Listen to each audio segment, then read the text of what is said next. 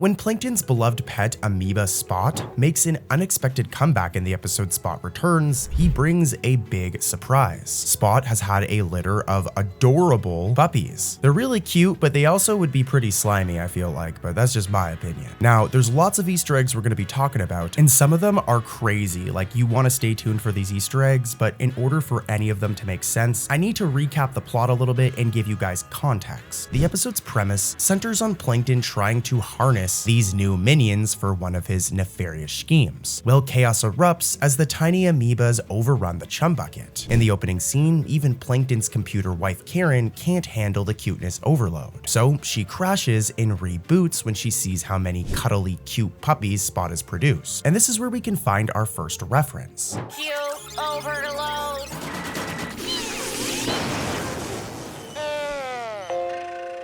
Now, when this happens though, Karen makes a certain sound effect here, as you guys just heard. Attentive fans will notice that Karen's reboot sound is a nostalgic nod, as it mimics the classic Apple Macintosh startup chimes. Here's a side-by-side, here's the sound effect from Spot Returns.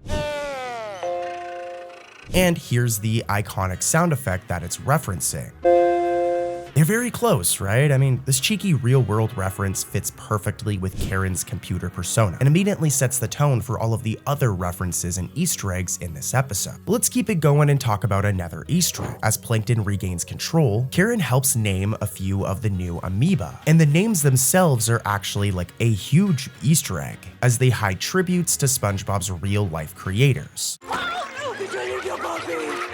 didn't name you Steven and Karen and Clayton and Vincent and Cute overload. Karen rattles off a few names in rapid succession. For example, Vincent is one of them, a wink to longtime crew member Vincent Waller, someone who's pretty much kept the series alive since Stephen Hillenburg's passing. But speaking of Stephen Hillenburg, there's even a reference to him, as she names one of them Steven, another one of them Karen, and another one of them Clayton, which savvy SpongeBob nerds like myself will recognize as a homage to the Hillenburg family. Stephen Hillenburg, of course, is SpongeBob's creator, and the person that brought this entire series to life. Like, the show really has not been the same since he's passed away. Like, I mean, come on, seasons 1, 2, 3, and a little bit of 4 are the best seasons, and those are the ones that Stephen Hillenburg really contributed to. But yeah, he's referenced here, but also Karen and Clay are the names of his son and wife. So a really special Easter egg here. It's a heartfelt Easter egg subtly worked into Karen's dialogue that honors the people behind the show and made it what it is today. Also, a fun fact for context, this episode also marks Spot's first appearance since his debut in the season 9 episode Plankton's Pet. He was introduced in that episode in this clip right here. Oh no, Plankton! You know, I can't say I'm surprised.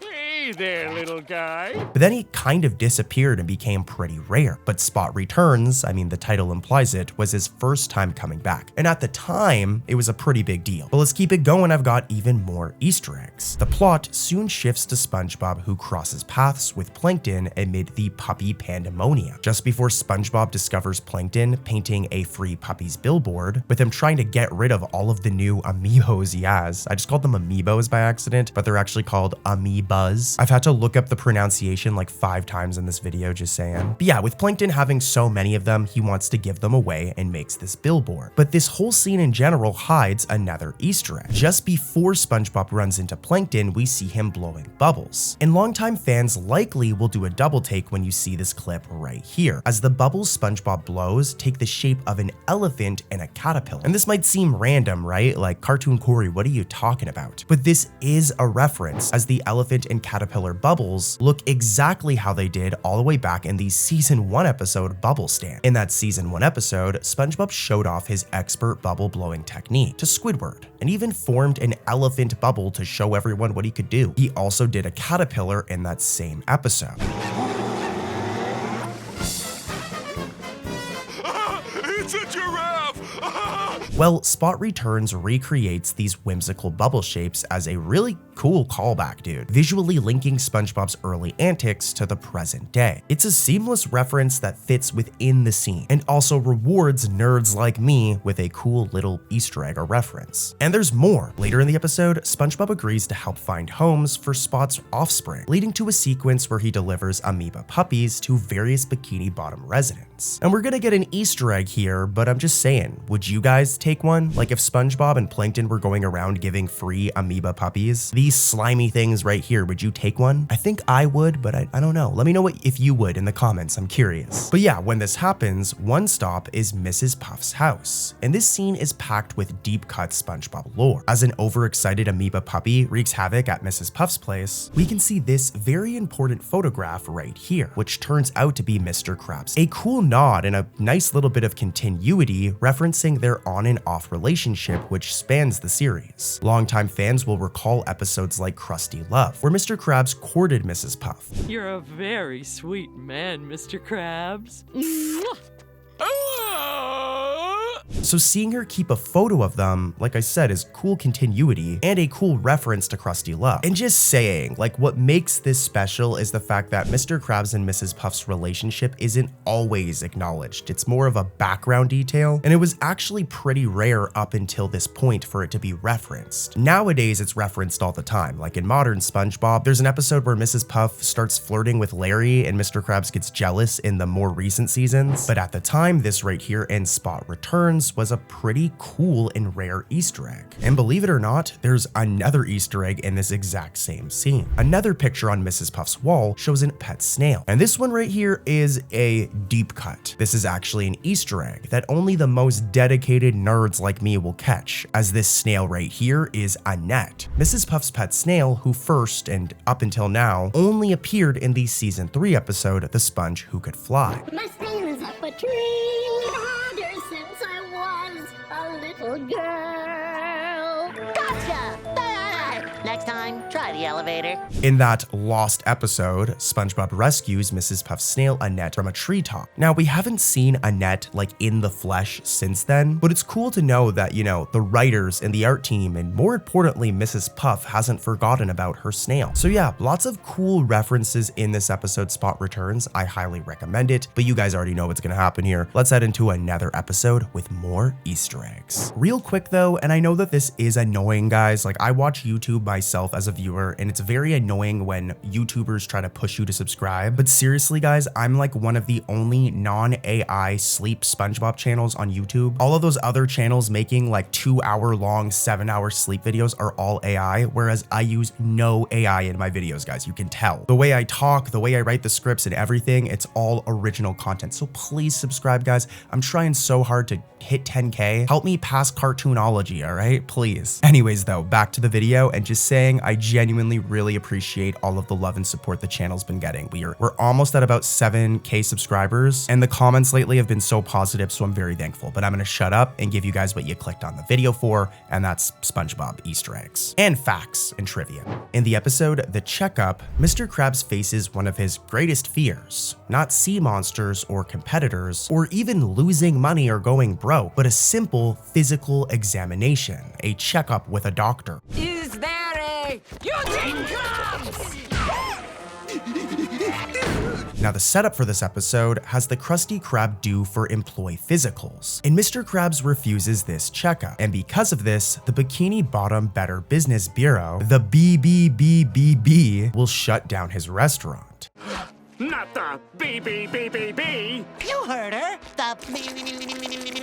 Now, the Easter eggs are coming. I'm just explaining all of this for context, so that way the Easter eggs make sense, but this weird premise of an episode leads to SpongeBob and Squidward coming up with weird schemes to trick their boss into finally completing the exam. That way the Krusty Krab doesn't get shut down and they don't lose their jobs. To rewind a little bit though, at the start of the episode, as a nurse explains the situation, SpongeBob remains unnaturally optimistic, even making a rainbow shape with his hands, as he proclaims, everybody wins. We'll give Mr. Krabs his checkup over the weekend, and you just pick up the results on Monday. Everybody wins. You may have already caught it, but this little moment is a clear riff on SpongeBob's famous imagination rainbow pose from one of my favorite episodes, the very nostalgic Idiot Box. Squidward, we don't need television.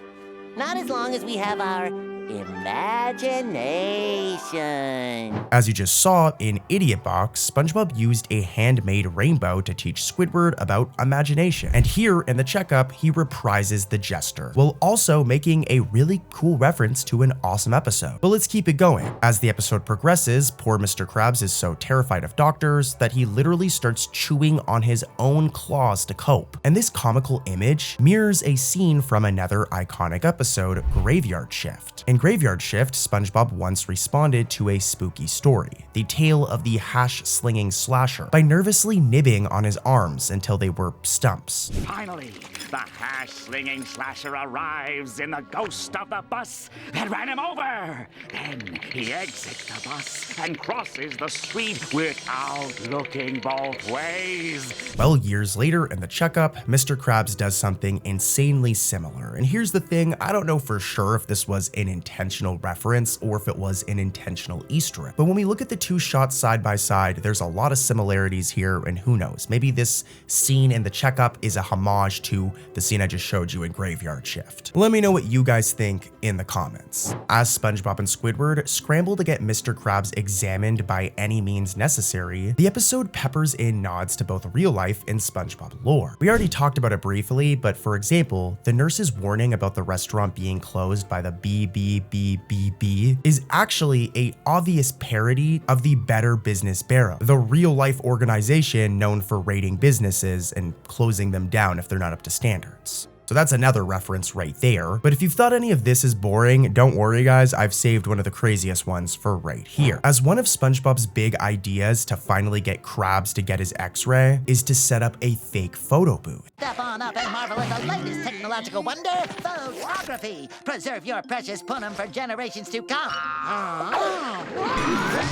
Now, outside of this booth are sample photographs meant to entice customers. And these pictures hide like a treasure trove of Easter eggs, with each example photo actually being a cameo of a different SpongeBob character, many of whom are obscure or are rarely seen. For instance, one photo shows a goofy-looking SquarePants family member with a watermelon stuck in his nose. Well, this right here is a reference. This character is a reference to Sherm SquarePants, a very rare SquarePants family member and SpongeBob's uncle, whose only prior appearance was in a single gag photo in the episode Stanley S. SquarePants. Where in that photo we can also see him with a watermelon jammed up his nose. I don't know why he does this, but I definitely want some watermelon now. As a matter of fact, while I'm voicing this video guys, I'm drinking one of those Arizona watermelon drinks. They're so good, just saying. But yeah, Sherm SquarePants is referenced in the checkup, a very rare and obscure reference right here, and it's really cool. And there's more. Another portrait features a sweet old lady fish that may be recognizable to some of you guys, as she's the snail grandma from the episode Have You Seen This Snail?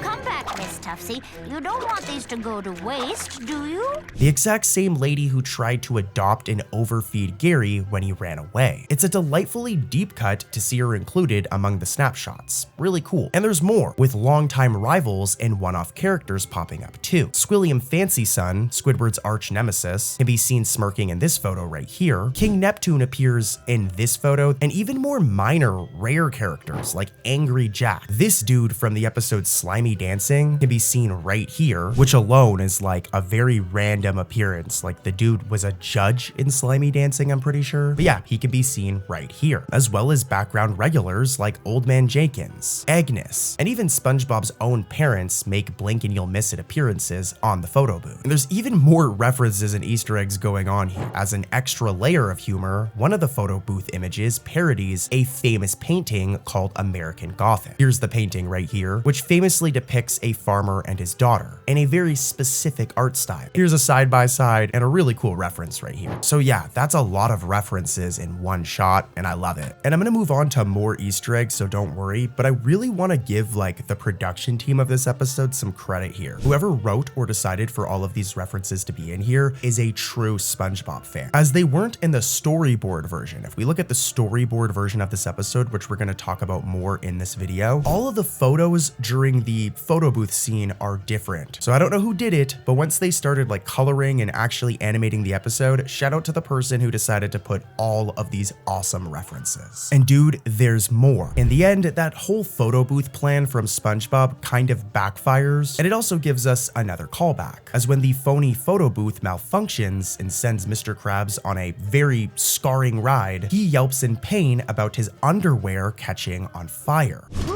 It's kinda hot in here. Should my underwear be on fire? This oddly specific complaint, "Me underwear is on fire," that was my Mr. Krabs impression. But that line right there is a direct reference to the SpongeBob SquarePants movie, the original 2004 one, just saying. In that film, Mr. Krabs delivered that very same line during a similarly chaotic scene. It's not identical, but it's close enough where I think that this is a reference. Take a listen. We're on fire! The underwear's on fire!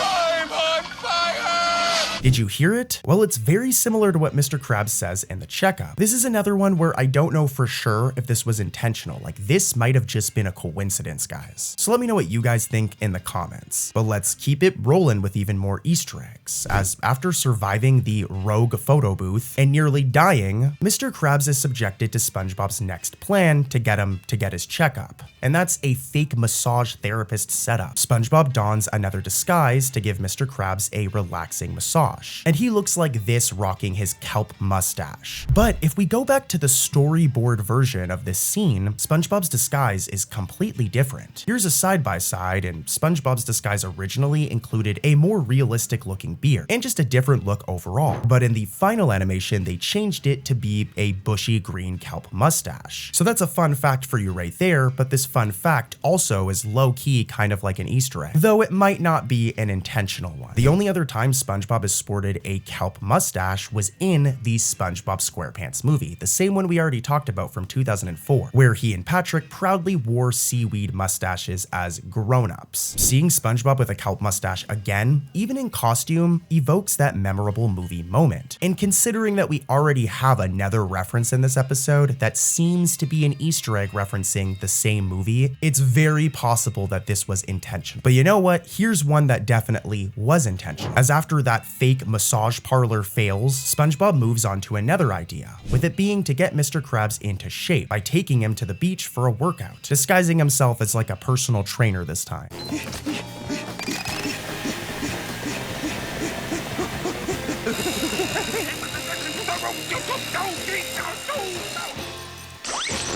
Now, here's the thing. Rather than the usual Goo Lagoon, the iconic beach location that we all know from Bikini Bottom, they go to a different beach. This is Muscle Beach, a very specific location that hasn't actually been seen since all the way back in the episode Muscle Bob Buff Pants from season 1. So like, it's been like over 25 years, I'm pretty sure at this point. In fact, as another little Easter egg within the scene, keep an eye on the background muscle men, as one of them is incidental to 4D, who is last spotted lifting weights at Muscle Beach in that same Muscle Bob Buff Pants episode from over 20 years ago. Well, years later, this extremely rare character makes a reappearance in the checkup in the background right here. So like, seriously, dude, whoever wrote this episode like went all out. I guess it wasn't necessarily the writers, it would have been the art production team. And when I look at the credits for this episode, animation was done by Tom Usami, supervising was done by Sherm Cohen, and the supervising producers were Mark C. and Vincent Waller. So shout out to these lovely people for just cramming so much cool stuff in this one episode. Let's switch up the flow on this next one and talk about Camp Coral, the SpongeBob spinoff that is completely overhated, guys. Like, the show is not that bad. It's for kids. It's meant to be like a SpongeBob spinoff for kids, but I'll see grown adult men like me like complaining about the show. And it's okay, we can agree to disagree. If you don't like Camp Coral, it's fine. Don't hate me just because I don't hate it. But anyways, we're gonna talk about Camp Coral, more specifically the episode Cabin of Curiosities. As Easter eggs aren't just limited to regular SpongeBob, they're also in the spinoffs as well. In Cabin of Curiosities, young SpongeBob and Patrick are trying to earn a friendship badge in venture. You hungry, buddy? Good boy. My dog decided to take a bite of his food while I was doing voiceover, and I love him for it. He's looking at me right now. Here's a photo of him. See, that's how you know I'm really not an AI channel, as who would stop in the middle of a video to shout out their dog? And that's not an AI dog. Okay? So yeah, please subscribe.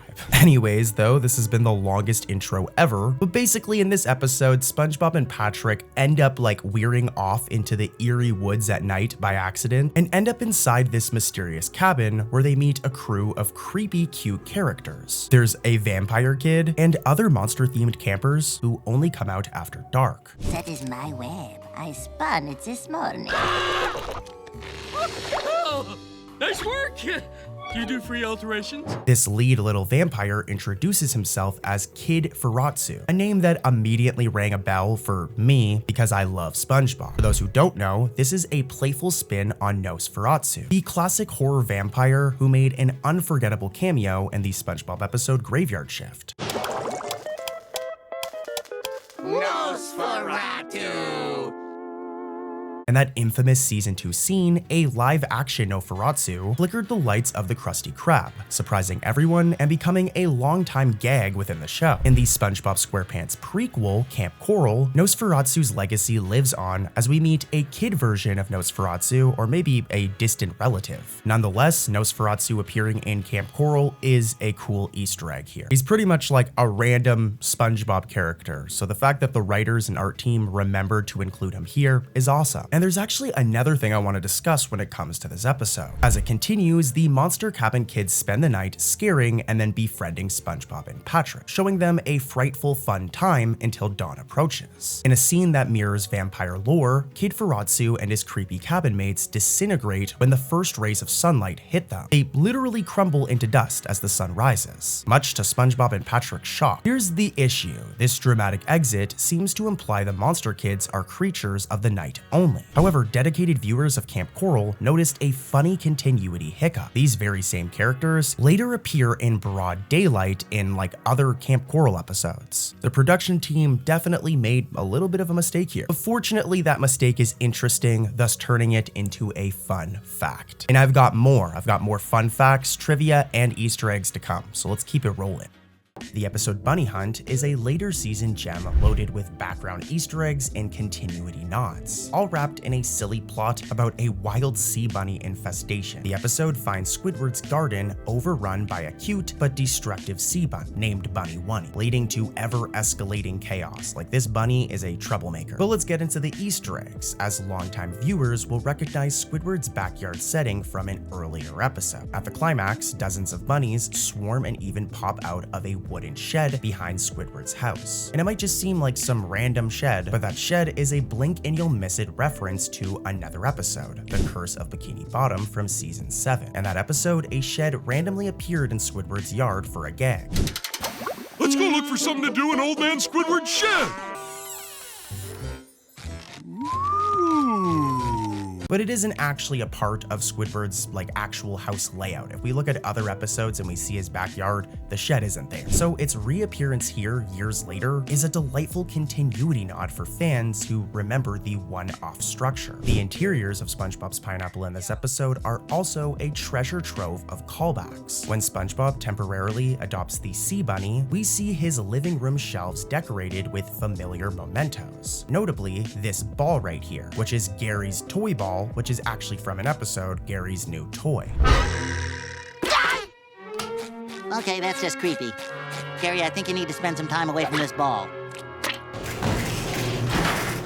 This isn't helping your case. It's right here on the shelf, making for a cool reference. Here's a side-by-side. And nearby is SpongeBob's ukulele from the classic Fun Song and the episode of the same name. SpongeBob even has a framed photo of a baby Gary the Snail. However, this little touch actually created a little bit of a continuity puzzle. I mean, how would SpongeBob have a baby picture of Gary if, according to the new canon, he met Gary as a kid at Camp Coral? We've talked about this before, but let me clarify, as Nickelodeon has ultimately confirmed that Camp Coral exists in an alternate timeline from the main series. In other words, the main SpongeBob from the core SpongeBob universe likely raised Gary from a young age, hence the baby photo here, whereas Camp Coral is a separate take on their origin. It's interesting stuff, but just wanted to clarify it. But let's keep it moving because there's a lot of references in this episode. Even if we pop over to Squidward's house, as hanging on his wall is a painting that spoofs another famous painting called The Scream, created by Edvard Munch. I hope I said it correctly. I'm sorry, Edvard Munch, if I said your name wrong. Just this time, as you guys can see, it has a more Squidward touch to it. Here's a side-by-side. Even more surprising, though, is the cameo of an extremely obscure character. This human supervillain with a clam on his head appeared once in the very first Mermaid Man and Barnacle Boy episode, back in 1999. Oh no! The raging whirlpool!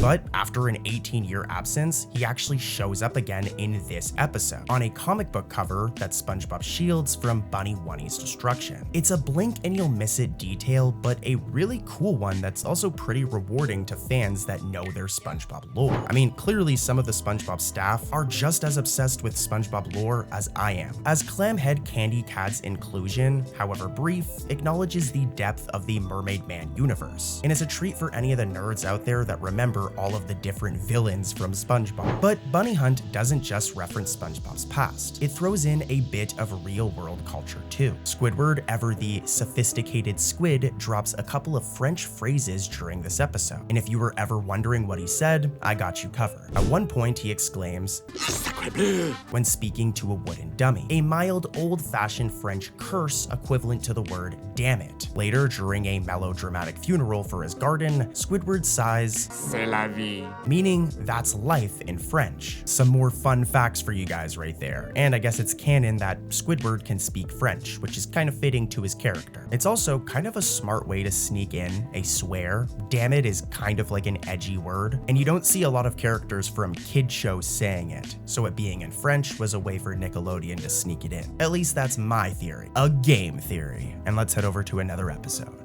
This next one's pretty neat. Now, I don't use the word neat often, but this one's more of like a fun fact. It's still an Easter egg, but you guys will really like this one. In the episode Buried in Time, we get a real-life city imagined by Patrick, all right? Take a look at the clip. What do you think Bikini Bottom will be like in the future? Wow! Special drinking fountains for short people! I dream of a town with the perfect blend of commerce and irrigation. Not to mention the breathtaking views.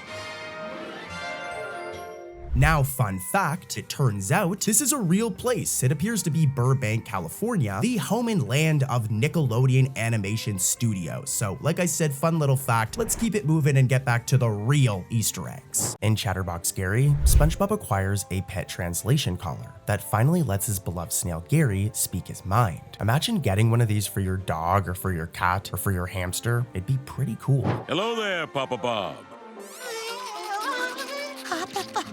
Now, we're gonna get into the Easter eggs. I know that's what you clicked on this video for, but I gotta give you guys the context. That way they make sense. SpongeBob excitedly shows off Gary's new voice to his friends, but when they visit Squidward's house, the real fun begins. Gary surprises Squidward by complimenting his interior decor, revealing that he's actually a really classy snail, you know? He's got a sophisticated sense of design, as Squidward puts it. Come, Papa Bob. Let's get out of here before this bad taste rubs off on us. Oh, gee, do you have to? Don't be sad, Squidward. We'll be back soon. From here, this is where we get to our first couple of Easter eggs, and they're really, really cool, as this leads to a gallery of in-jokes adorning Squidward's walls. And eagle-eyed fans can definitely spot some of these portraits here and the references that they're referring to. For example, this one right here of handsome Squidward, referencing Squidward's briefly beautified form from the episode The Two Faces of Squidward. Squidward, you're even more handsome now! If we keep it moving, in another framed piece, Squidward is shown grappling with a sea bear. And this one is a very specific reference. Like, I really like this one. This one's really cool. It kind of brought back some nostalgia for me, as if we rewind to the episode, the camping episode, where SpongeBob, Patrick, and Squidward all go camping. There's this scene where Squidward refuses to heed SpongeBob and Patrick's anti-sea bear precautions. And yeah, this happens. No, like that. Here's a side-by-side, and yeah, this is a really cool callback. If we head back to Squidward's gallery, there's even this painting of a very specific sculpture. It's right here, I'm circling it, and it's a reference to Squidward's sculpture from the episode Are You Happy Now? Again, here's a side-by-side, and yeah, this one's also really cool. And there's more, so let's keep it going. For example, this image right here references the episode Not Normal, specifically this scene, or how about this one? This one references the episode Gone. Here's a side-by-side with the episode Gone and the picture or the portrait, and as you can see, this is a reference, really cool. There's like 3 or 4 more, but I'll let you guys talk about them in the comments. What other portraits here are references to older SpongeBob episodes? To be honest, you shouldn't even be answering this because you should be sleeping, but if you aren't sleeping, it's okay, you can answer this one, but then go like right back to sleep. Alright. Anyways though, the Easter eggs continue when Gary snoops in Squidward's closet. And guys, this is a big one, especially if you're an old school SpongeBob fan like me. I've been watching this show since I was a little kid, even during the Steven Hillenburg era, and this Easter egg really hit me in the heart. Who remembers the episode Band Geeks? In this one, Squidward's arch rival Squilliam shows up, and things get very competitive between Squidward and Squilliam, with it basically leading to Squidward having to form a band and perform at the Bubble Bowl. Well, take a look at this scene where Gary snoops through Squidward's closet. Oh, tacky.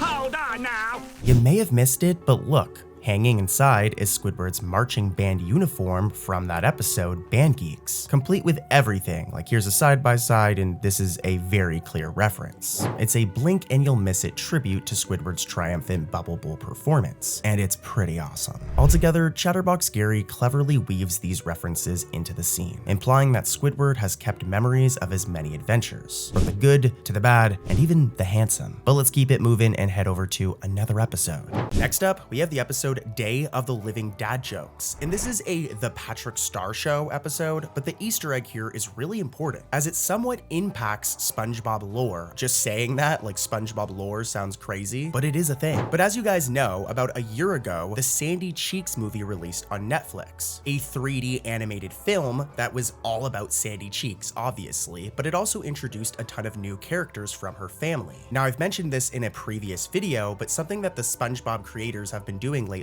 is they've been bringing the SpongeBob universe together. So for example, characters introduced in their spin-off projects, so characters introduced in like the Patrick Star Show or the Sandy Cheeks movie or the Plankton movie, etc., they've been appearing in regular SpongeBob. And that's what we're going to be talking about here, as this episode marks the first time that we've ever gotten to see her relative, Paw Cheeks, this guy right here, who before this we've only ever seen him 3D animated, but in this episode it's the first time we get to see the character in traditional SpongeBob animation. So yeah, a quick one, but it's really cool, and roll the clip. Hey, Sandy, what does a bee use to comb his hair? Honeycomb! Next up, we have Dr. Smart Science. We now return to one of my favorite scientific topics, astronomy. Okay, so back before your mom and sister started obsessing over astrology, Squidward over here was a big fan of astrology. Like, my boy was a crystal girly, as back in 2000 and 2001, there was this series of shorts called Astrology with Squidward that would air on Nickelodeon during the commercial breaks in between shows. Okay, so the history lesson is done now. Now we can break down the Easter egg, as despite not being referenced or talked about for years, Astrology with Squidward was actually referenced in this episode, Dr. Smart Science. As look, Patrick has a wheel with various SpongeBob characters representing the astrology signs. And to really show that this one is 100% a reference, some of the signs, for example Leo, I'm doing a side-by-side, are even the same. But let's get back to something that a lot of you guys will actually catch, alright? Because like I said, this one was kind of a deep cut. Here's Easter egg number 2. How does that work?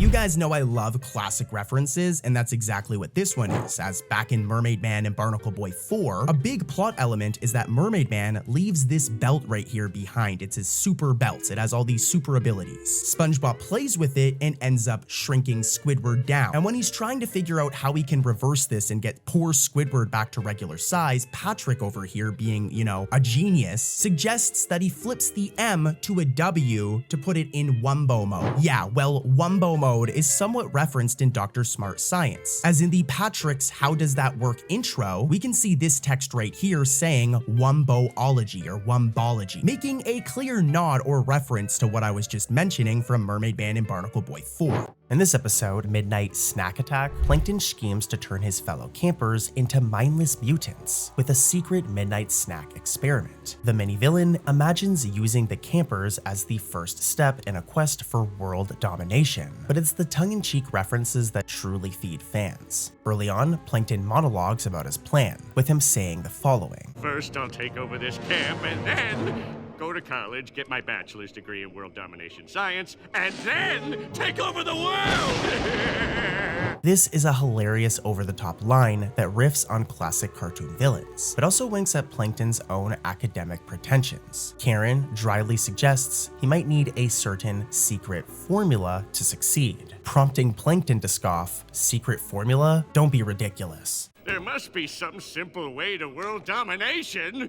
Maybe an equation, a theory. A secret formula? Secret formula? Don't be ridiculous. I think the reference here is pretty clear. As you guys know, in regular SpongeBob, like the original SpongeBob SquarePants show, Plankton's #1 goal is to get the Krabby Patty secret formula. And this is a clear reference to that. What's really funny here is Plankton doesn't even know it yet. He doesn't know that that's his life goal. I'm sure if future Plankton could hear younger Plankton saying this, he'd give him a good schmack in the head. And there's actually more when it comes to this episode. Another interesting Easter egg that, to be honest with you, at first I was like, is this actually an Easter egg? But it is if you really think about it. So if we go to the movie, we can see that Plankton has this filing cabinet right here, which is kind of why I wasn't going to include this one. Like, it's just a random file cabinet, but there is some good continuity here, because if you look in Midnight Snack Attack, when we look at Plankton's laboratory in this episode, look, the same filing cabinet appears right here. And yeah, it's the same thing. So I guess this is a reference. I don't know if it was actually intentional, but it's a reference. Normally I find a lot of these Easter eggs myself. This one's from the wiki, so if you don't agree with it, blame the wiki. But also, I love the SpongeBob wiki. Shout out to the moderators. This next episode, Squirrel Jelly, has 2 Easter eggs in it. For the first one though, we have to rewind back to the episode Jellyfish Hunter. Now, we haven't seen this character, who's known as Friend, for a very long time, but near the ending of Squirrel Jelly, look, he makes his first appearance in a very long time. Now, the other Easter egg is related to a song, as if you listen closely in the scene I'm about to play, the song I Hate People, which is from another SpongeBob episode, SpongeBob's Place, can be heard in the background. I can have the best of times all alone because I hate people!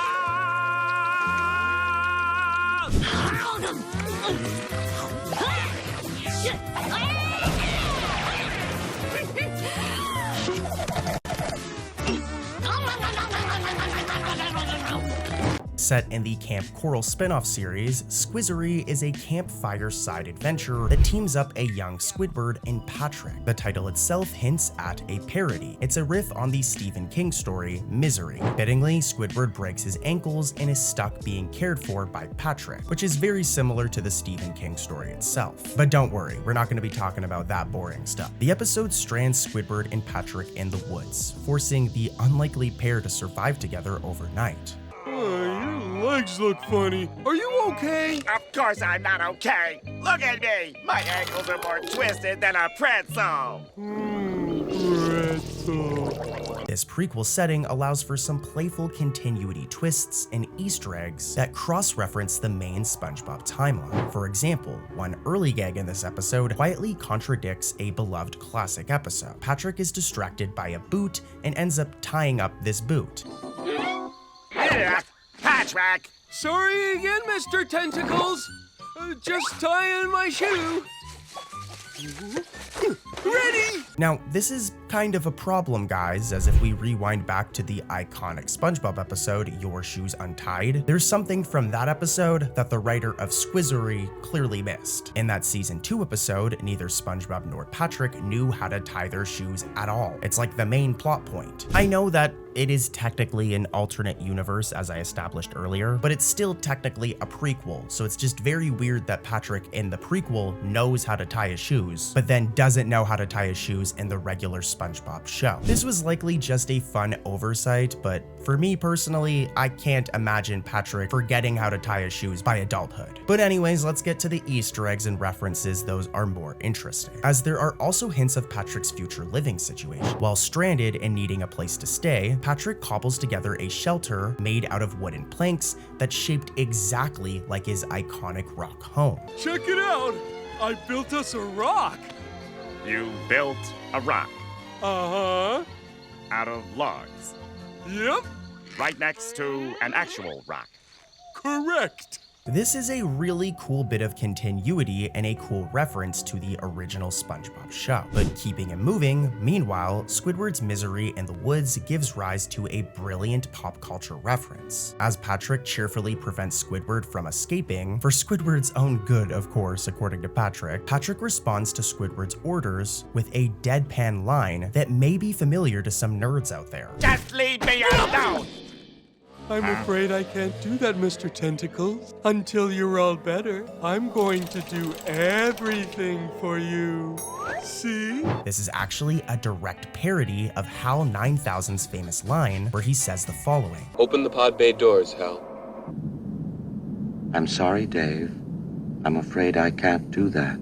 So yeah, this is a reference to 2001: A Space Odyssey, a really cool reference for sci-fi fans. But visually, Squizzery keeps the Easter eggs coming. We're not done yet. At one point, a completely out-of-place landmark appears during Squidward and Patrick's trek back to camp. The Brooklyn Bridge can be glimpsed in the background right over here. It's a surreal blink and you'll miss it detail, implying the camp might be nearer to the surface world than we thought. But more likely, it's just a funny gag. Once the pair finally return to Camp Coral at sunrise, with Squidward tied to Patrick's back, they stumble into the boys' cabin. And this is where we can find some more Easter eggs, but we need to keep our eyes peeled, okay? For a split second, we can see SpongeBob inside reading this Mermaid Man and Barnacle Boy comic book, which makes perfect sense in this timeline. Of course, young SpongeBob would be a huge fan of superheroes, especially the Mermaid Man and Barnacle Boy series. And there's a few more things here, alright? When everybody leaves and Squidward and Patrick dance, we can see the camper rules list right here, and one amusing rule reads, all jazz must be smooth. This is also a reference. It's a wink to the SpongeBob episode Smooth Jazz at Bikini Bottom, the episode where Squidward obsesses over smooth jazz legend Kelpie G. So nice to be surrounded by such kindred spirits. You can say that again. It's a rare treat to mingle with true diehard smooth jazzes. You said it, lady!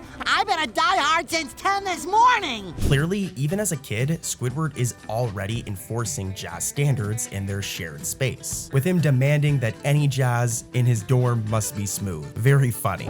The Patrick Star Show episode, Stair Wars, is a standout episode of the Patrick Star Show that begins innocently enough, then free falls into utter silliness. The premise, Patrick and Grandpat get into a stubborn standoff on the staircase of their house, each refusing to let the other pass. I'm sorry, Grandpat, but Dad always told me.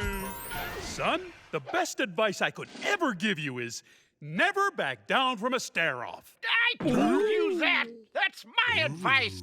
Now what starts out as a minor inconvenience escalates into an epic, over-dramatic war spanning the entire episode, complete with battle montages and war cries, all over a staircase. Well, admit this over-the-top staircase duel, Stair Wars is jam-packed with references both to SpongeBob's wider franchise and to pop culture in general. Early in the episode, as Patrick slides up the impossibly long banister to charge at Grandpat, a train suddenly whooshes through the scene.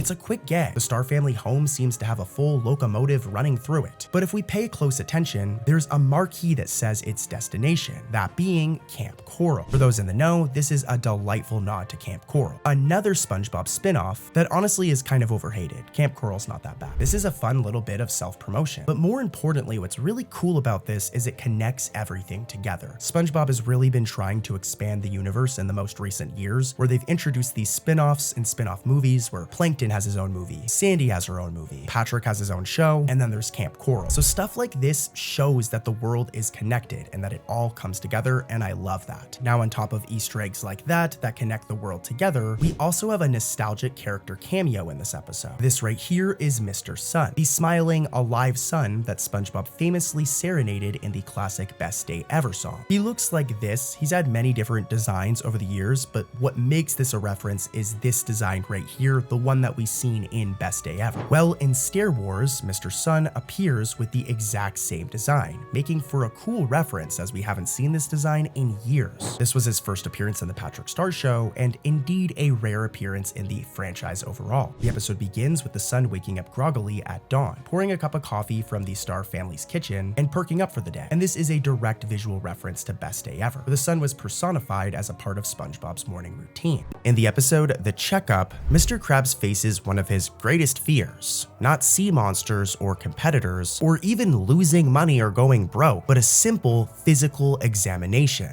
a checkup with a doctor. Is there a Eugene Krabs? Now the setup for this episode has the Krusty Krab due for employee physicals, and Mr. Krabs refuses this checkup, and because of this, the Bikini Bottom Better Business Bureau, the BBBBB, will shut down his restaurant. Not the BBBBB! You heard her! Now the Easter eggs are coming. I'm just explaining all of this for context so that way the Easter eggs make sense, but this weird premise of an episode leads to SpongeBob and Squidward coming up with weird schemes to trick their boss into finally completing the exam. That way the Krusty Krab doesn't get shut down and they don't lose their jobs. To rewind a little bit though, at the start of the episode, as a nurse explains the situation, SpongeBob remains unnaturally optimistic, even making a rainbow shape with his hands, as he proclaims everybody wins. We'll give Mr. Krabs his checkup over the weekend, and you just pick up the results on Monday. Everybody wins. You may have already caught it, but this little moment is a clear riff on SpongeBob's famous imagination rainbow pose from one of my favorite episodes, the very nostalgic Idiot Box. Squidward, we don't need television. Not as long as we have our imagination.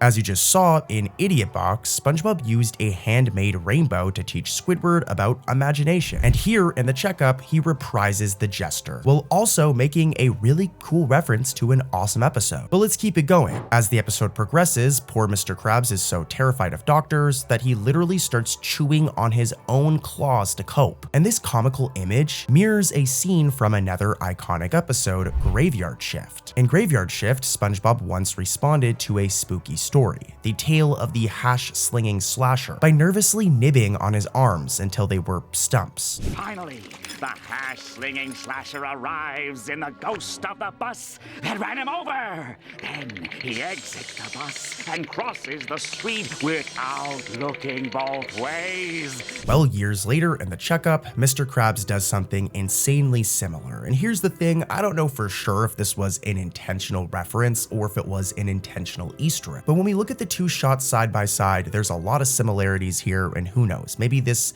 scene in the checkup is a homage to the scene I just showed you in Graveyard Shift. Let me know what you guys think in the comments. As SpongeBob and Squidward scramble to get Mr. Krabs examined by any means necessary, the episode peppers in nods to both real life and SpongeBob lore. We already talked about it briefly, but for example, the nurse's warning about the restaurant being closed by the BBBBB is actually a obvious parody of the Better Business Bureau, the real-life organization known for raiding businesses and closing them down if they're not up to standards. So that's another reference right there. But if you've thought any of this is boring, don't worry guys, I've saved one of the craziest ones for right here. As one of SpongeBob's big ideas to finally get Krabs to get his X-ray is to set up a fake photo booth. Step on up and marvel at the latest technological wonder, photography. Preserve your precious punum for generations to come.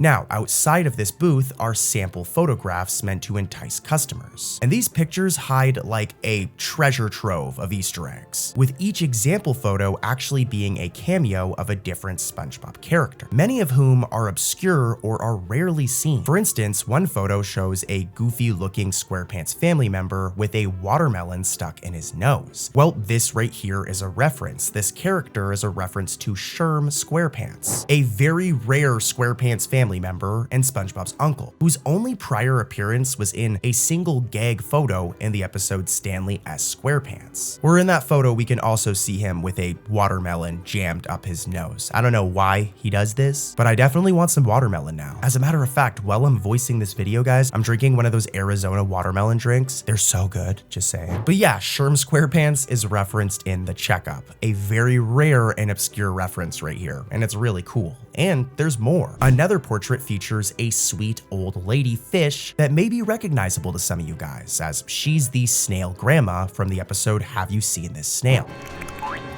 Come back, Miss Tufsy. You don't want these to go to waste, do you? The exact same lady who tried to adopt and overfeed Gary when he ran away. It's a delightfully deep cut to see her included among the snapshots. Really cool. And there's more, with longtime rivals and one-off characters popping up too. Squilliam Fancy Son, Squidward's arch nemesis, can be seen smirking in this photo right here. King Neptune appears in this photo, and even more minor, rare characters like Angry Jack. This dude from the episode Slimy Dancing can be seen right here, which alone is like a very random appearance. Like the dude was a judge in Slimy Dancing, I'm pretty sure. But yeah, he can be seen right here, as well as background regulars like Old Man Jenkins, Agnes, and even SpongeBob's own parents make blink and you'll miss it appearances on the photo booth. And there's even more references and Easter eggs going on here. As an extra layer of humor, one of the photo booth images parodies a famous painting called American Gothic. Here's the painting right here, which famously depicts a farmer and his daughter in a very specific art style. Here's a side-by-side and a really cool reference right here. So yeah, that's a lot of references in one shot, and I love it. And I'm gonna move on to more Easter eggs, so don't worry, but I really want to give like the production team of this episode some credit here. Whoever wrote or decided for all of these references to be in here is a true SpongeBob fan, as they weren't in the storyboard version. If we look at the storyboard version of this episode, which we're going to talk about more in this video, all of the photos during the photo booth scene are different. So I don't know who did it, but once they started like coloring and actually animating the episode, shout out to the person who decided to put all of these awesome references. And dude, there's more. In the end, that whole photo booth plan from SpongeBob kind of backfires, and it also gives us another callback, as when the phony photo booth malfunctions and sends Mr. Krabs on a very scarring ride, he yelps in pain about his underwear catching on fire.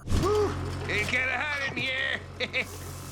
Should my underwear be on fire? This oddly specific complaint, "Me underwear is on fire," that was my Mr. Krabs impression. But that line right there is a direct reference to the SpongeBob SquarePants movie, the original 2004 one, just saying. In that film, Mr. Krabs delivered that very same line during a similarly chaotic scene. It's not identical, but it's close enough where I think that this is a reference. Take a listen.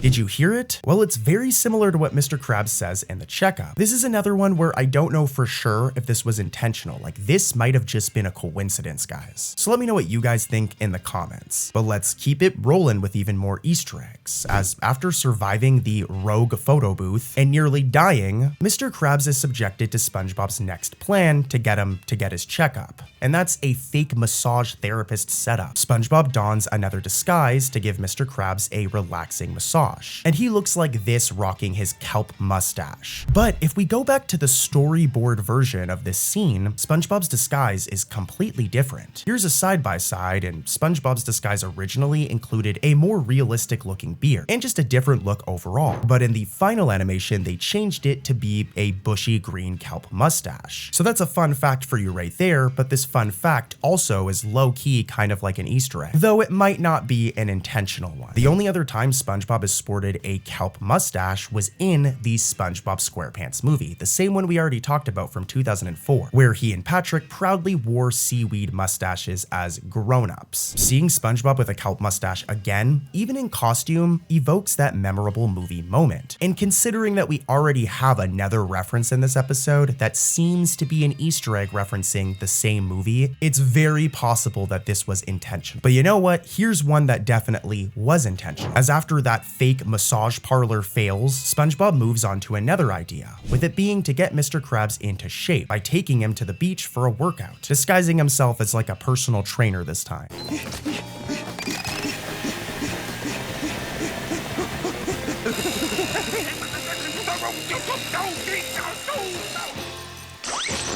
Now, here's the thing. Rather than the usual Goo Lagoon, the iconic beach location that we all know from Bikini Bottom, they go to a different beach. This is Muscle Beach, a very specific location that hasn't actually been seen since all the way back in the episode Muscle Bob Buff Pants from season 1. So like it's been like over 25 years, I'm pretty sure at this point. In fact, as another little Easter egg within the scene, keep an eye on the background muscle man, as one of them is incidental to 4D, who was last spotted lifting weights at Muscle Beach in that same Muscle Bob Buff Pants episode from over 20 years ago. Well, years later, this extremely rare character makes a reappearance in the checkup in the background right here. So like seriously, dude, whoever wrote this episode like went all out. I guess it wasn't necessarily the writers, it would have been the art production team. And when I look at the credits for this episode, animation was done by Tom Usami, supervising was done by Sherm Cohen, and the supervising producers were Mark C. and Vincent Waller. So shout out to these lovely people for just cramming so much cool stuff in this one episode.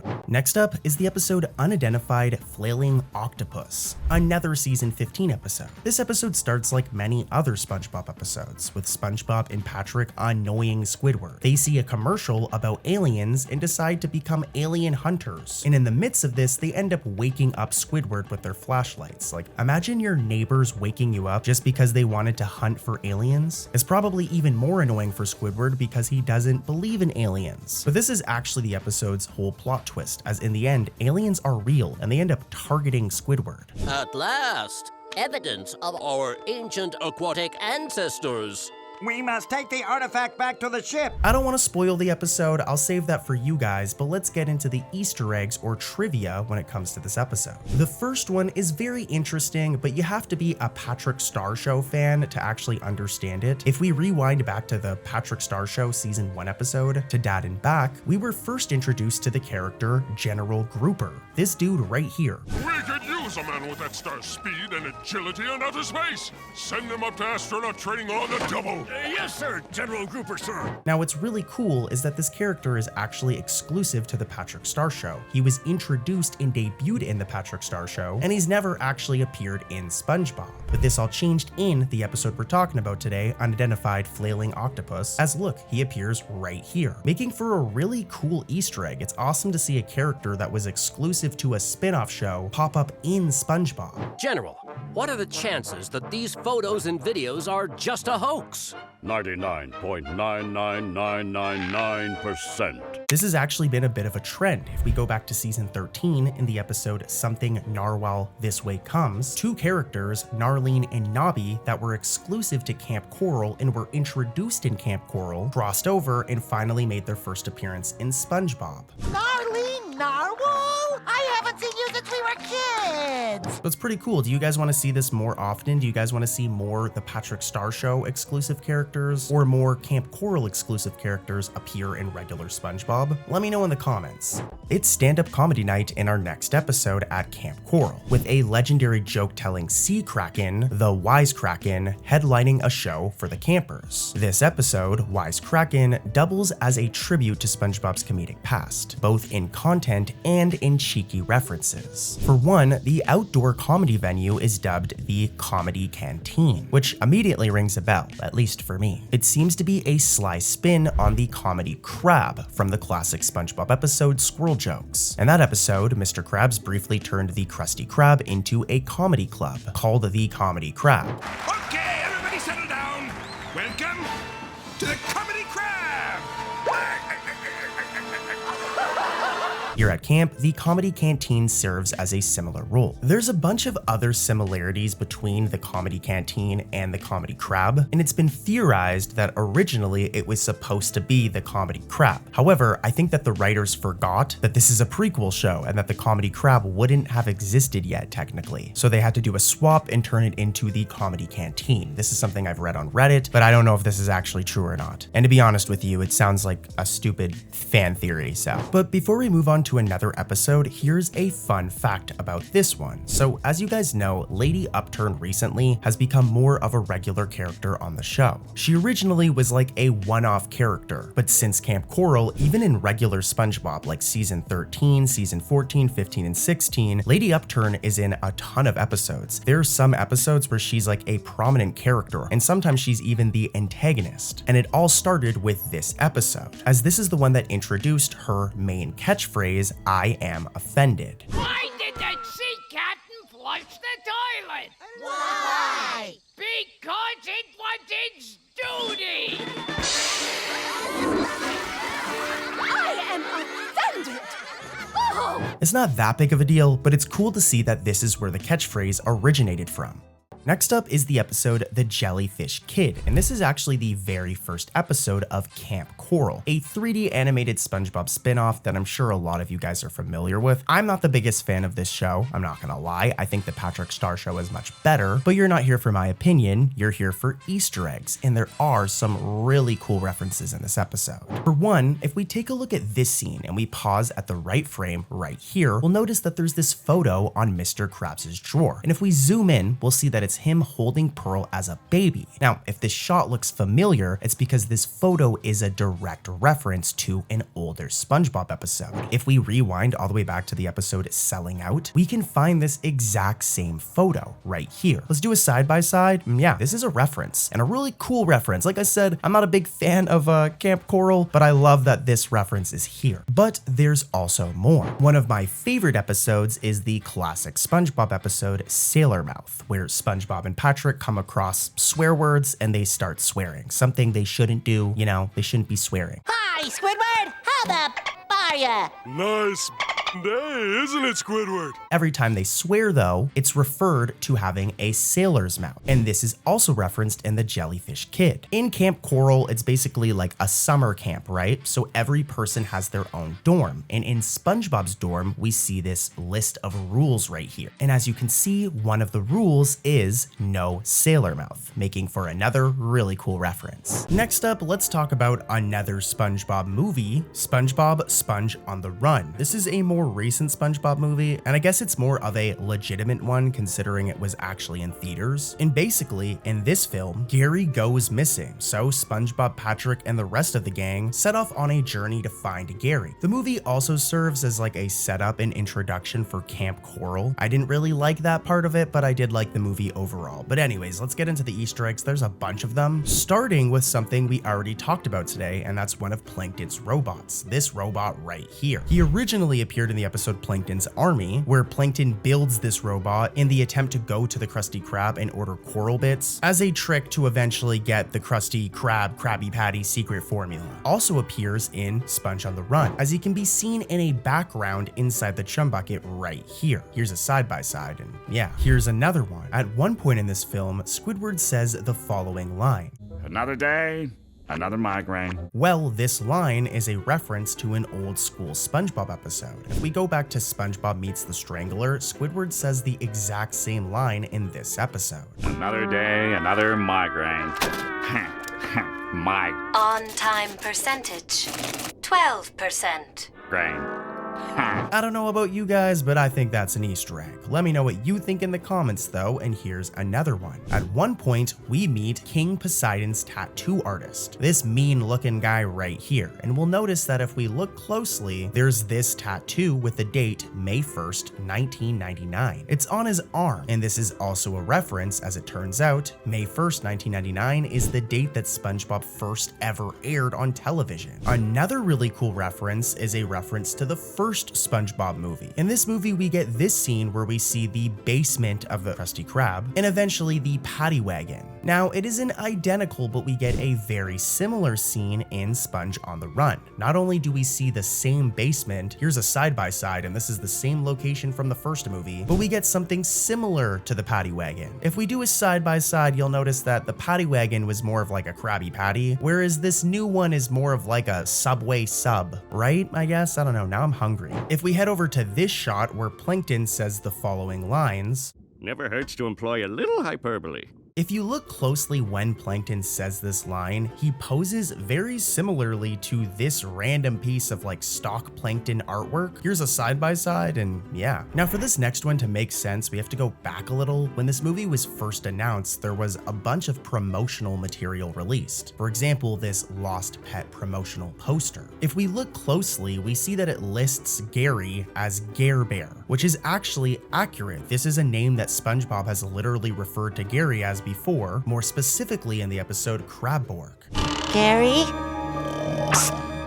Gary? Gare Bear? Speaking of that same poster, there's another really cool Easter egg revolving around it. And as you can see, there's a phone number on it right here. And back in the day, if you called this number, you'd get the following recording of SpongeBob. You've reached SpongeBob and the Find Gary hotline. If you've seen my beloved pet snail, please leave a message after the beep. Okay, now how do I make the beep? Is there a special button? What do I press? Maybe I'll just hang up. Do I say the beep? Boop! Oh, shoot, I booped. I should have beeped. Beep! This was a really cool level of attention to detail just for a movie, and I remember it really getting me excited at the time. But once the film came out, there was a glaring issue. They do this whole Camp Coral thing. And to be blunt with you guys, this was done to promote Camp Coral, the show, which ended up coming out like a year later. But this decision kind of just took a big poop on SpongeBob lore, as if we rewind back to the SpongeBob episode Treats, there's this photo which shows that SpongeBob met Gary at a pound. That's how he got Gary. Oh, Gary! It's a framed photo of the moment I picked you out at the pound. I remember that day like it was yesterday. So I guess it isn't an Easter egg, but it's something I wanted to point out. The whole SpongeBob meeting Gary at Camp Coral thing is like a major inaccuracy. And that isn't it. If we take a look at Sandy, they do the same thing, where they try to say that SpongeBob first met Sandy back in Camp Coral, but this literally isn't true, guys. Like, there's a whole episode dedicated to SpongeBob and Sandy meeting tea at the Tree Dome. An iconic episode. It's like the third or second episode ever of SpongeBob. So, what's your name? Sandy. So, what do y'all call yourself? I'm SpongeBob! So yeah, it would be impossible for SpongeBob to meet Sandy at Camp Coral. But yeah, let's keep it moving. I got a couple more Easter eggs left from this movie, and then we'll talk about some more from another movie. Let's rewind back to those earlier scenes with Plankton, as there's more references there. As if we take a look at Plankton's wall of failure, there are a bunch of references to his previous schemes from previous episodes. And we're gonna go one by one. For example, there's this one, which references the episode Culture Shock. Here's a side-by-side of what it's referencing. There's this one referencing Welcome to the Chum Bucket. This one referencing The Algae's Always Greener. This one right here, which references the Krusty Krab training video episode. This one, which references the first SpongeBob SquarePants movie. These are a bunch of references, and there's some more here. I'm not gonna mention every single one of them, but how cool is that? I'm still not done yet with Sponge on the Run, guys. And this next one is very, very obscure. I really like this one, as you have to be a nerd hard to catch it. It happens during the flashback scene where Squidward has a flashback of the camp's talent show. If we pause right here, we'll see that Sandy is seen juggling chainsaws. And this isn't random. We know that Sandy likes to do extreme things. We've seen her do many extreme things. But we've actually seen this whole juggling a chainsaw thing before. If we rewind to the episode Squirrel Record, look, she does the same thing. Most chainsaws juggled. This one, you need the eyes of a hawk to catch it, okay? You need to go like super detective mode to catch this, okay? But during one scene at the Krusty Krab, if you look closely, you'll see this sketch right here on the cashier window. And it might just seem like a random sketch of SpongeBob, but this is actually a sketch of Sponge Boy, which is a reference to SpongeBob's origins. For those of you who don't know, back before SpongeBob was SpongeBob, he was Sponge Boy. But due to some issues with copyright, specifically with this Sponge character right here that was on a pen, they had to rebrand the character and change his name from Sponge Boy to SpongeBob. And this sketch is one of his prototype designs. So yeah, a really cool Easter egg and a good way to end it off. The episode, The Creepy Crab, brings a spooky vibe to the Krusty Krab. And even its title, like the title of this episode, is actually a reference in itself. Longtime SpongeBob fans and nerds like me who need to touch grass might recall that back in season 2, there was an episode called Bossy Boots. And in this episode, SpongeBob brainstorms a bunch of new names for the Krusty Krab. And listen closely to these clips, you'll hear something familiar. How about the chaotic crab? How about the kissy crab? The creepy crab. The killer crab. As you just heard, the creepy crab was actually one of SpongeBob's suggestions. And you have to think how crazy it is to go back and reference this. Like, Bossy Boots is an iconic episode, but it's also like a random season 2 episode. So the fact that they went and got this reference and decided to include it in this episode is really cool. Now on the episode's plot, Slappy, who's Nosferatu's eccentric assistant for those who don't know, this guy right here, he gets hired by Mr. Krabs and decides to give the Krusty Krab a full haunted house makeover for an evening. And this is where we can find the other Easter egg, or I guess it's more of a reference. Fittingly, Slappy's friend group of monsters comes in to dine. And it's easy to miss, but each one of them is actually a nod to classic horror icons. There's Dracula, an invisible man, a Frankenstein-type creature, a gooey blob reminiscent of literally the Blob, and a howling wolfman, among others. Seeing all these familiar monster archetypes, sharing Krabby Patties is a treat for any horror movie fan, and it's also just a really cool reference. And of course, I've got more. As a 2-part Halloween special, The Haunted Bucket overflows with spooky fun and callbacks to SpongeBob's own haunted history. The episode's setup sees SpongeBob, Patrick, and Squidward entering the Chum Bucket on Halloween night, only for Plankton's latest evil gadget to malfunction and rip open a portal to a ghostly underworld. Why are they dressed like cowboys? Well, I bought the Chum Bucket cheap because it was built on an ancient cowboy burial ground. What follows is a cascade of visual gags and references that will make any longtime fan cackle like the Flying Dutchman. In fact, speaking of the Dutchman, Squidward shows up to Mr. Krabs' Halloween party wearing his old Flying Dutchman costume. And if it looks familiar, it's because it's from this scene I'm about to play from the episode Scaredy Pants. Roll the clip. I've come for your pickle. Here's a side-by-side, and yeah, he's wearing the exact same costume, and I love this, man. Like, this episode is season 16, so it came out in 2025. Scaredy Pants came out in the early 2000s, so whoever wrote this episode or this gag, they did their research. You know, I wonder if Squidward dresses up as the Flying Dutchman every year, and if he does, it's kind of funny, because this is the same dude who put Squidward down the Fly of Despair. This happened in the episode Shanghai, and just look, poor Squidward. Actually, maybe he's dressing up as him so that doesn't happen again. But anyways, once the real haunting begins in this episode, SpongeBob himself ends up transformed into a special form. And keen-eyed viewers will notice that it's the same look he sported in season 7's The Curse of Bikini Bottom. In that episode, SpongeBob and Patrick were turned into transparent green ghosts by the Dutchman's curse. You're ghosts!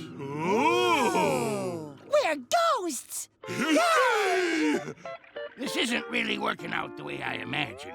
The haunted bucket gives SpongeBob a similar ghostly appearance when he accidentally gets zapped by Plankton's machine, echoing the previous episode I just mentioned. Meanwhile, SpongeBob and Patrick's choice of Halloween costumes is also a deep cut in itself. Take a look. We're going as a Samuel! Uh-oh, I think we're both rear ends. As you just seen, SpongeBob and Patrick dress up as a two-person horse. This silly getup actually resembles Patrick's own horse alter ego from the episode Pat the Horse, in which Patrick pretended to be a horse for literally a whole episode. Like, I'm not lying. Take a look at this clip. Calm down, buddy. I don't want to lose you again.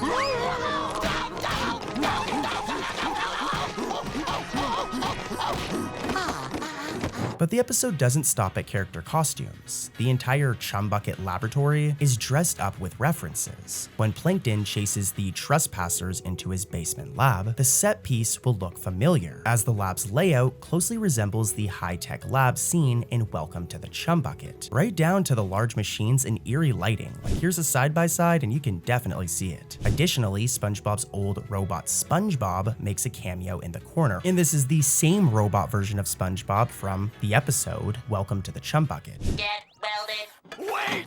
I command you, make me a Krabby Patty! There's another Easter egg during that same Plankton laboratory scene, with the animators even throwing in a transmogrifter device from the episode The Algae's Always Greener, another infamous Plankton invention that swapped his life with Mr. Krabs. It's sitting amongst the junk in the lab, and it's a blink and you'll miss it type of Easter egg for sharp viewers who recall that life-switching remote control. These background details firmly root the haunted bucket in SpongeBob's lore, making the Chum Bucket feel like a haunted museum of Plankton's past schemes. I love it. And there's more. At one point, Plankton frantically brainstorms how to stop the rampaging ghosts he's unleashed and muses that he needs something absorbent yet porous. Does that sound familiar to you guys? Well, it's an obvious nod to the SpongeBob theme song, where it says absorbent in yellow and porous is he. It's a clever fourth wall poke that suggests Plankton knows exactly who can save the day. All we need now is something to contain those ghosts. Something absorbent, yet porous. Oh. Even the trick-or-treating montage is loaded with Easter eggs. For example, who remembers the character Kenny the Cat? He appeared in literally the episode called Kenny the Cat, and take a look at this clip. He was an interesting character. But down here, I'm someone special, someone who can make people happy. And if making the world a happier place makes me a criminal, then lock me up and sew away the key. This is how Kenny the Cat looks. And remember this as it's important. If we go back to that trick-or-treating montage scene, look. Hello?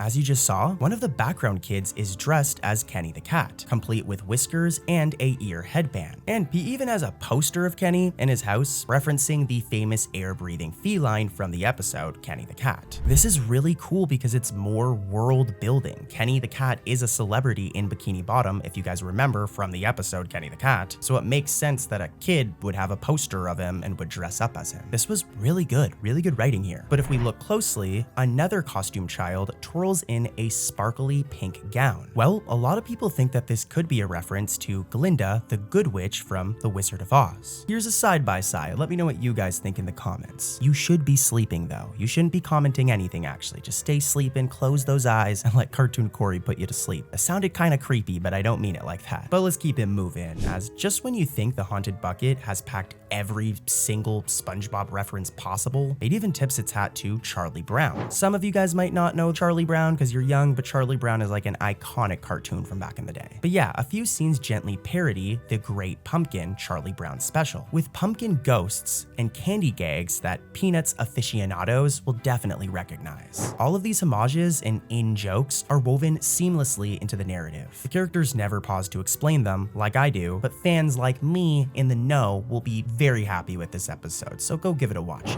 Our next episode is called The Other Patty. When a shady new restaurant called the Flabby Patty threatens the Krusty Krab, SpongeBob becomes determined to get Mr. Krabs and Plankton to set aside their rivalry and work together. If you work together, the Flabby Patty recipe would be yours. Okay, fine. We'll work together. Yeah, I don't see that working out. In this episode, SpongeBob pointedly reminds the two feuding restauranteurs of something fans learned in the special episode years in the past, Friend or Foe, with him saying the following line. There was a time when Plankton and I were best friends. Friends at birth, you might say. Even as wee ones. Go. SpongeBob references that Mr. Krabs and Plankton at one point in time were best friends, holding up an old photograph of Krabs and Plankton during happier times. Well, this is a direct callback to the episode Friend or Foe, which revealed that the two enemies were childhood best friends before becoming like mortal enemies, all over like a smash burger secret formula. Imagine switching up on your homie just over a Krabby Patty secret formula. I don't know, it's crazy, but roll the clip. Why are you two always fighting? You were best palsy-wellsies once. Can't you two make up and be friends? Yee! Those days are over, SpongeBob. Krabs and I are bitter enemies. And that's the way we like it. By invoking their past friendship, SpongeBob is essentially referencing the events of Friend or Foe within the story, hoping that nostalgia will fix their friendship. It's a neat bit of continuity that rewards viewers who remember the 2007 special. And in the end, as you can imagine, they figure everything out, so it's a good episode. But let's head over to another one with more Easter eggs. The character Lady Upturn was first introduced in the episode Krusty Catering, and has been quite the reoccurring character ever since, with her even being included in the SpongeBob spin-off Camp Coral with a major role. Well, the episode Upturn Girls, an episode we already talked about today, gave Lady Upturn's character even more personality, with Lady Upturn getting her own luxury shop called Upturn. If we watch closely during this scene, we can see that an extremely rare incidental makes their first appearance in nearly 20 years, that being the female collector, who made her last appearance in the season 3 episode One Krabs Trash, where she wants to buy the soda drinking hat for Mr. Krabs. Talk about a long lost character. In the episode Visiting Vikings, Patrick and SpongeBob celebrate Leif Erikson Day by embarking on a time-traveling journey to the actual Viking times. Courtesy of some of Patrick-style nonsense, they wind up in the era of real Vikings, complete with long beards and Norse helmets. Who are you? We are from the future, where you are a fearsome Viking warrior. But it looks like we got here a little early. So I guess it's up to us to mold you from Meatball Boy into a real Viking warrior. This zany premise is itself a deep-cut reference. Leif Erikson Day has been mentioned in SpongeBob before, and this episode goes out of its way to honor that legacy. Early on, as Patrick gears up for the holiday, SpongeBob makes a special appearance wearing a traditional Viking helmet and a big red beard. It looks good on him, right? Like, what do you guys think? I think it looks good on him. But yeah, SpongeBob cheerfully exclaims, "Hinga dinga durgan." And you know what? Me saying it didn't do it justice. Play the clip of SpongeBob saying it. Hi, SpongeBob, hi! Happy Leif Erikson Day! Hinga dinga durgan. Now, longtime fans should instantly recognize this costume and catchphrase from the classic season 2 episode Bubble Buddy, as we get a very similar scene. This is 100% a reference. In Bubble Buddy's opening, SpongeBob wished everyone a happy Leif Erikson Day, and to do this he dresses up in a very specific outfit and says something very, very specific. Roll the footage. Hey everybody, it's Leif Erikson Day! Hinga dinga durgan. As you guys just seen, SpongeBob dresses up as a stereotypical Viking, while uttering that same goofy Norwegian phrase, Hinga dinga durgan. This is another one that's connecting the universes, as this episode, Visiting Vikings, is technically a The Patrick Star Show episode, but what was just referenced is from old school SpongeBob, thus connecting the two shows even more. I know I keep on rambling on about that, but it's clear that, like, Nickelodeon is being very intentional about this. I might do a whole video just on this topic. The episode Teacher's Pests from season 11 has a ton of Easter eggs. In this boating school episode, Mr. Krabs and Plankton are forced to attend Mrs. Puff's class alongside their favorite person, SpongeBob, after a road rage incident. The premise sets up plenty of nods to past SpongeBob lore, so let's get into that, as I know that's what you guys clicked on the video for. Early on, Mrs. Puff shows an instructional boating safety video that pretty much gives tips and is a guide on how to to drive a boat. And if this seems familiar to you, it's because this entire tutorial video is very similar to another video we got in another episode, Season 5's Boat Smarts. That entire episode, Boat Smarts, is about Mrs. Puff hosting a boating safety documentary that stars SpongeBob and Squidward. So it might not be a direct reference here, but they're very similar. They have the same like vignette effect on, and it's really cool. But if we keep it moving, there's even more Easter eggs. When class begins, SpongeBob excitedly introduces something special, with him explaining how students earn gold star stickers for good behavior. Did you know that every time you do something good, Mrs. Puff gives you a star sticker? Stickers? I'm an adult. I don't care about stickers. If you're a true SpongeBob fan, then you know that this is a direct callback to the iconic episode, New Student Starfish, where SpongeBob was the star pupil with a whopping 74 stars to his name across the episode. And those drinks are recorded here on the Good Noodle Board. Huh? Oh, sorry. Whoa! In a funny bit of continuity error, here, SpongeBob has 0 stars on the board. But to be fair, this might be good continuity. It might be because it's been so many years since New Student Starfish. Maybe the board got reset. Plus, there's still boating school episodes, but we don't see SpongeBob in boating school like we used to, so maybe that's why. But nonetheless, SpongeBob has 0 stars in this episode, despite having a bunch back in New Student Starfish. But yeah, let's keep it moving. Mr. Krabs and Plankton become immediately obsessed with this reward system and begin competing by showering Mrs. Puff with fruit to earn stars. Oh, is someone hungry? Ta-da! Ooh, a grapefruit. How about some melon? Mrs. Puff soon realizes that they're bribing for stickers and snaps, exclaiming, "None of you will get any stars," effectively ending the contest. But this rivalry escalates through the driving test, leading to a chaotic finale. Notably, SpongeBob himself drives perfectly fine during the test, which is actually really weird considering the fact that SpongeBob is like unteachable. As you guys know, there have been so many gags throughout the show where SpongeBob just cannot drive. And he's tried, but he's just not very good at it.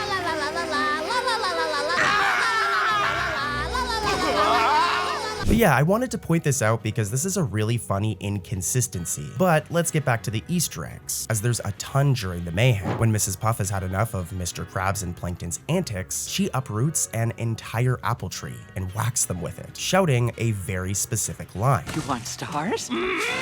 I'll give you stars.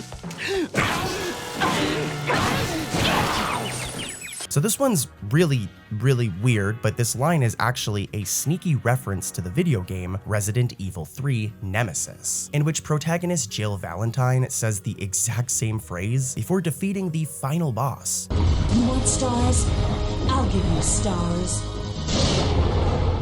This is a very surprising deep cut, an M-rated game quote tucked into a SpongeBob episode. But hey, it suits Mrs. Puff like pretty well considering she's a crazy character. I guess whoever wrote this episode or somebody on the art team or just somebody is a fan of Resident Evil and found a way to sneak it in. They were probably in the middle of a Resident Evil 3 playthrough and were like, I'm just gonna find a way to put this in SpongeBob. The scene even shows cartoon stars circling the dazed Plankton's head. Teacher's Pet also plays with long-term continuity, but they also made a little bit of a mistake. Weirdly enough, Mr. Krabs and Mrs. Puff act like complete strangers in this classroom setting, despite having met and fallen in love back in Krusty Love, and having dated for 16 years as of the episode Whirly Brains. Mrs. Puff, we've been dating for 16 years now, so I was sincerely hoping that today might finally be the day that... Yes, Eugene? Did I steal a little kiss? Oh! There's no on-screen explanation for this memory lapse, and was most likely an oversight by newer writers, who maybe didn't know this bit of SpongeBob lore. But hey, I'm an old school fan and I could not help but notice. The episode is packed with visual callbacks as well. In the background is a very familiar billboard. This right here is the Barnacle Chips billboard, representing the cholesterol-free snack from the iconic episode Chocolate with Nuts, which is where this billboard made its first appearance. Eat Barnacle Chips, they're delicious. They are most certainly not delicious. Not the way I use them. This exact same billboard also appeared in a later episode, Burst Your Bubble. You got on the freeway by mistake! Look out! So its inclusion here, making a third appearance, is a clear wink from the staff to eagle-eyed viewers like myself. This isn't just like a random billboard, I want to make this clear. This is 100% an Easter egg or reference from the production team, and it's really cool. But later, when a driving mishap fuses SpongeBob, Plankton, and Mr. Krabs into one grotesque body, Plankton ends up occupying one of Mr. Krabs' eye sockets. Mr. Plankton, you were in a horrible boat accident. It's a miracle that you're alive. However, there were some complications. Hey, what's all the screaming up there? Forget class. Now we can be together forever. And this might not be a direct reference, but it's a bizarre sight that's directly reminiscent of a gag in another episode. The episode being The Other Patty, where the two rival restaurateurs also combined into a single being.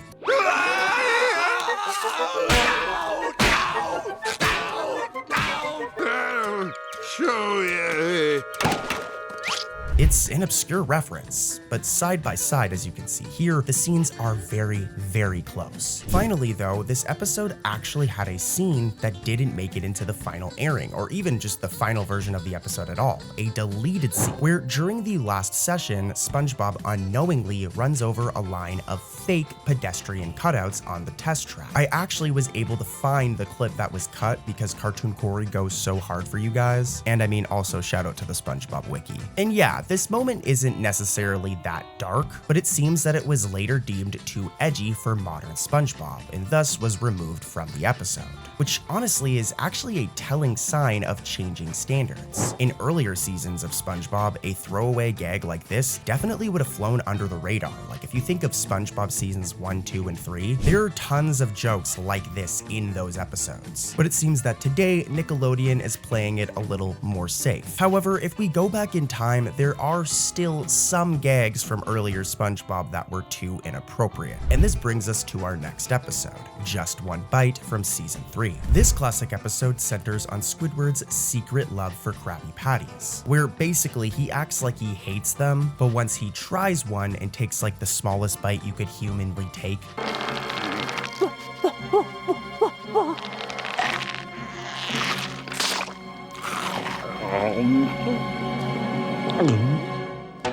yeah, that was the smallest bite ever. But after this, Squidward becomes addicted to Krabby Patties. And this episode, Just One Bite, is actually famous amongst fans for a scene that vanished after its original airing. This is another deleted scene. The deleted scene in question occurs during Squidward's midnight break-in. In the uncut version, shown only during the Totally Twisted telly premiere back in 2001, Mr. Krabs had set up a booby trap in the Krusty Krab for intruders to prevent people from breaking in when the stores close. But instead of a regular alarm system, he does something pretty crazy. Squidward sneaks through the door only to have a bucket of gasoline tip over and drench him. And what happens next is pretty crazy considering this is a kid's show. Hey, this isn't water. This is gas.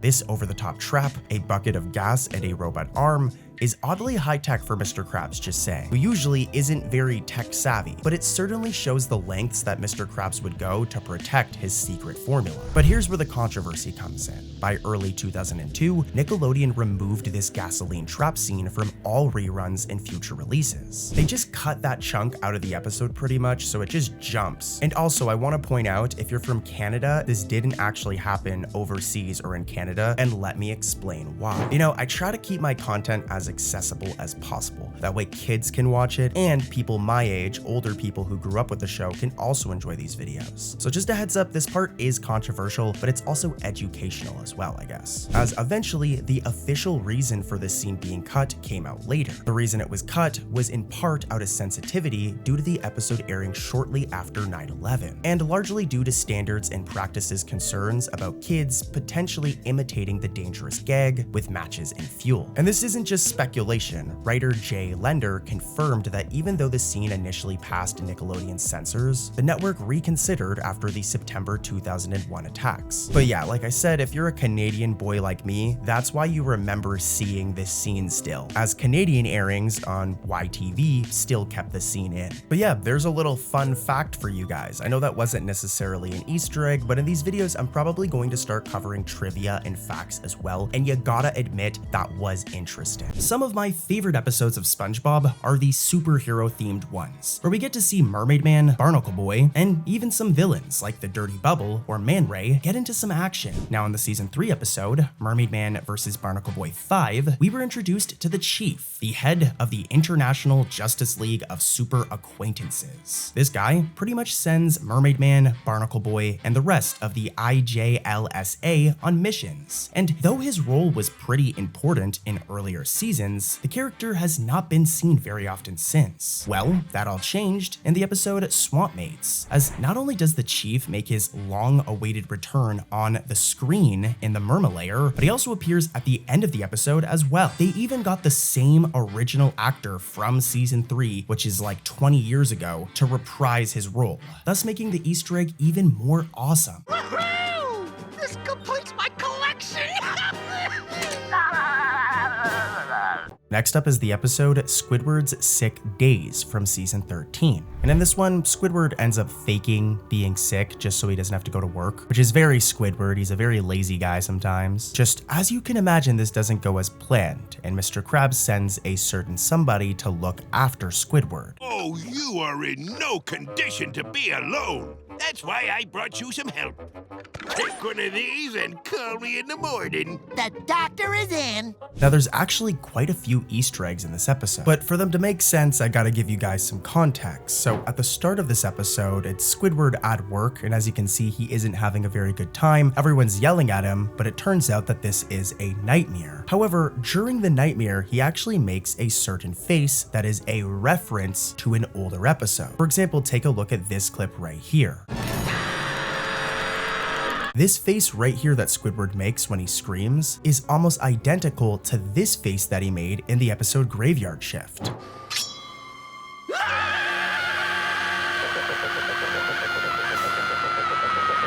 The sash ringing! The flash singing! The bash pinging! The hash slinging slasher! Here's a side-by-side, and let me know in the comments. I think that this was a pretty clear reference, or maybe it was just a happy accident. But either way, it's really cool. And if we fast forward a little bit, we'll get to this scene in the episode where Squidward is fantasizing about the perfect day, which includes him diving into a beautiful waterfront, jumping off of a waterfall, and along the way, we see his favorite snack. These right here are bonbons, and this is another reference. This bonbon snack first appeared in the episode Good Neighbors during this scene right here, and they're actually one of Squidward's favorite snacks. They're more of like a luxury treat, it seems. This is gonna be a heavenly day. Oh, I almost forgot. Bonbons. Hello there, heaven's little wonder. So yeah, it's cool to see them in Squidward's daydream. He really likes bonbons. I wanna try a bonbon right now. But before I can do that, I gotta finish this video, so let's do some more Easter eggs from this episode. Well, before an Easter egg, here's a very weird fun fact I found out while researching this video, and that's that in the original storyboards for this episode, SpongeBob was going to paint a painting and give it to Squidward, and it was going to feature SpongeBob and Squidward standing behind a heart of love. Now, this was drawn by storyboard revisionist Dylan Houston King, and when he posted it on Instagram, he included a certain tag, that being SquidBob, which is actually a reference to the character shipping of SpongeBob and Squidward, which pretty much features SpongeBob and Squidward in a romantic relationship. So I'm just pointing out that one of these storyboard artists literally referenced this, not in the show, but on their personal Instagram. So I thought I'd point that out. It's kind of funny. But back to the Easter eggs, as throughout this episode, SpongeBob helps, quote unquote helps. He doesn't really do a good job, but he tries to help Squidward feel better. And by the end of the episode, when he returns to work, Squidward goes through a bit of a transformation, as look.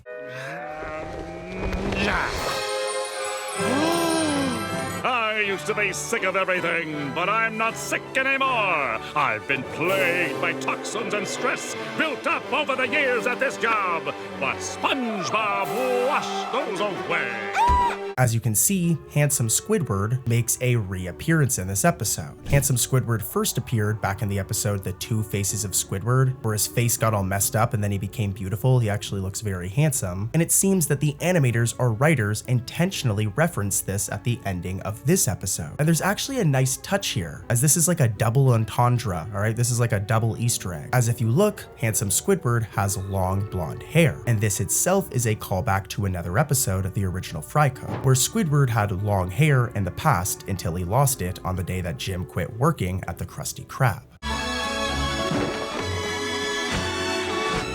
So yeah, 2 references in one, and that's really, really cool. One last fact I'm gonna mention before we wrap up this episode is that there's some reused audio here, as Patrick's scream when he falls from the window is actually reused from the episode Farmer Bob. Here's a side-by-side, here's the scream from Squidward's Sick Days. Now to get rid of the other monkey on my back. And here's the scream from Farmer Bob. And as you can see, they reused the same scream. It's not a big deal, but yeah, let's keep it moving. More Easter eggs. Next up, we're gonna switch up the flow a little bit and we're gonna talk about a SpongeBob video game, as even SpongeBob video games are not immune to Easter eggs. The Yellow Avenger, a 2005 video game for the PSP and DS, is an interesting one where it sends SpongeBob on a superhero quest. While its plot stands apart from the TV episodes, the game's developers clearly did their homework on SpongeBob history, as all throughout the game's environments, they planted tons of references to classic episodes, effectively turning Bikini Bottom into a museum of SpongeBob moments. And this is what I love about the games. I'm probably going to start talking about more SpongeBob games in these videos, as there's tons of cool Easter eggs, like when SpongeBob visits Mrs. Puff's boating school in the game, he can find the famous Good Noodle board hanging on the classroom wall. We've talked about it in a few other Easter egg videos, just saying, but for those who don't know, this star chart board first appeared in the episode New Student Starfish from season 3. That's an old one. And it was used as a way for Mrs. Puff to track student behavior, with SpongeBob, of course, being the ultimate Good Noodle. In the Yellow Avenger video game, not only is the board present, but it's interactive. SpongeBob gets a mission to collect fallen Good Noodle stars to prove to Officer Nancy that he's a Good Noodle student. This is a direct callback to the episode where SpongeBob bragged about his Good Noodle stars to Patrick, and players familiar with this episode will definitely appreciate the continuity. I know I did, and when I seen it in the game, I was like, that's a cool reference. It's like a clever way to make the game feel connected to the SpongeBob universe. But I've got more. Entering Squidward's house in the game yields another treat, as there's a pixelated picture on Squidward's wall that on close inspection is actually a screenshot from one of my favorite episodes, Just One Bite. And this episode, as some of you probably know, it's revealed that Squidward has never ever eaten a Krabby Patty before. What a psycho. But once he tries one, he realizes that he loves them. But it doesn't make any sense. The Krabby Patty is an absolute good. Are you sure? Does this look unsure to you? As you can see right here, this shot is from Just One Bite, and it's known as the Unsure Squidward meme. Fans will recognize this face not only from the episode, but from the internet. Like, you've probably seen this meme before. But seeing it framed in Squidward's house in-game is really cool, and the developers likely included this as a tongue-in-cheek homage to one of Squidward's most iconic scenes. But the game's attention to detail continues in SpongeBob's bedroom, as if we look under Gary's food bowl right here, there's actually a newspaper partially peeking out. It's labeled Town Scare, which is actually a reference. This is the same fictional newspaper seen at the end of the episode Pranks-A-Lot. In that episode, the season 3 finale of SpongeBob and Patrick read this after terrorizing Bikini Bottom with their invisibility spray. The headline reads, "Town Scared as Ghosts Attack," as a result of their pranks, where they use the invisible spray and they look invisible and then they prank people, as you can see in this clip right here.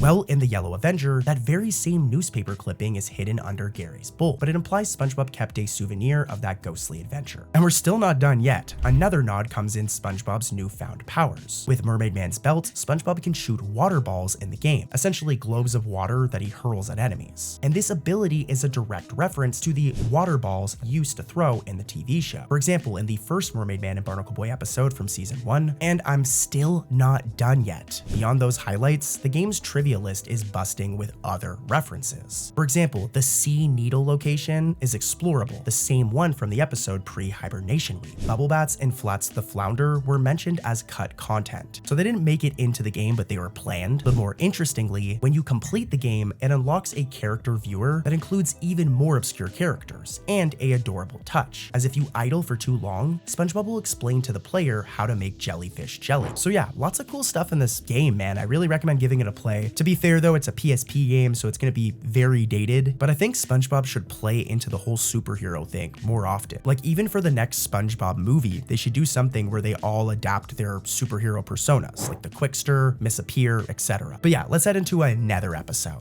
It's really crazy to think that Plankton, of all characters, has his own movie, but what's even crazier is the amount of Easter eggs and references to old school SpongeBob that are hidden throughout this movie. So let's find them together. But first, in order for everything to make sense, let's go over the story or plot of the episode or movie, and then we'll get into the Easter eggs, okay? Trust me, understanding the plot will help you understand the Easter eggs more, and it'll help you find them as well. But yeah, in this one, Karen, Plankton's computer wife, has pretty much had enough and eventually snaps on Plankton, kicking him out of his own house. Throughout the movie, Plankton ignores all of Karen's ideas, and Karen goes on to make her own successful restaurant, and Plankton even ruins that as well. So yeah, Karen's had enough and she snaps, she kicks him out, and she turns pretty evil. She actually turns into this thing right here, this three-headed evil thing that wants to take over the world.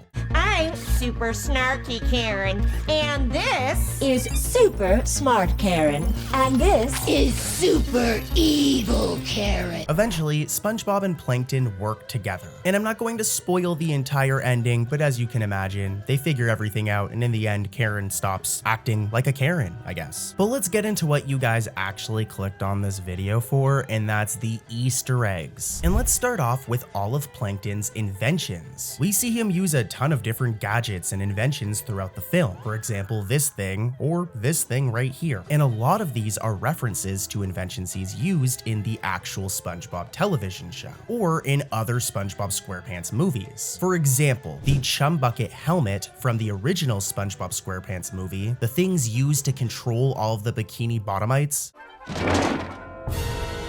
All hail Plankton! Yeah, these things right here reappear in the Plankton movie. It takes place in this clip right here, with SpongeBob saying, "All hail Plankton." And that's just the start. There are a bunch more. For example, if we look at this scene right here, we'll spot Plankton's tank robot from another SpongeBob movie from Sponge Out of Water. Here's a side-by-side of both of them, and they're very similar. Another reference can also be found over here, during this scene, as we can see Air Plankton, which is also from Sponge Out of Water, also making an appearance in the Plankton movie. It's cool to see another movie referenced in this movie, but the rest of them are all references to older SpongeBob episodes. And they're all really, really cool. For example, who remembers the episode Married to the Money? In this episode, we were introduced to Kashina, a robot controlled by Plankton that was used to, of course, get the Krabby Patty secret formula. This food is so delicious.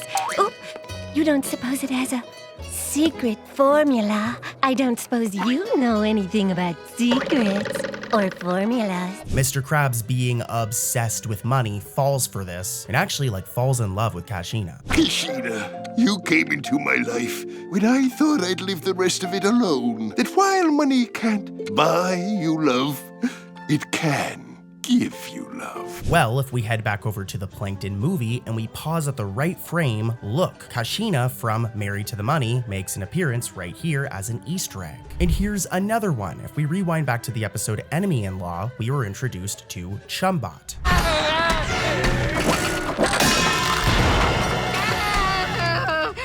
Am I really that pretty? And you guys guessed it, Chumbot also makes an appearance in the Plankton movie. Who would have thought that a character like Chumbot would be referenced as an Easter egg? You have to admit, you completely forgot about this character until now. Same thing with Kashina. And I'm not done yet. If we rewind back to the episode The Ghost of Plankton, we were introduced to not a character, but this machine right here, the ghost extracting machine.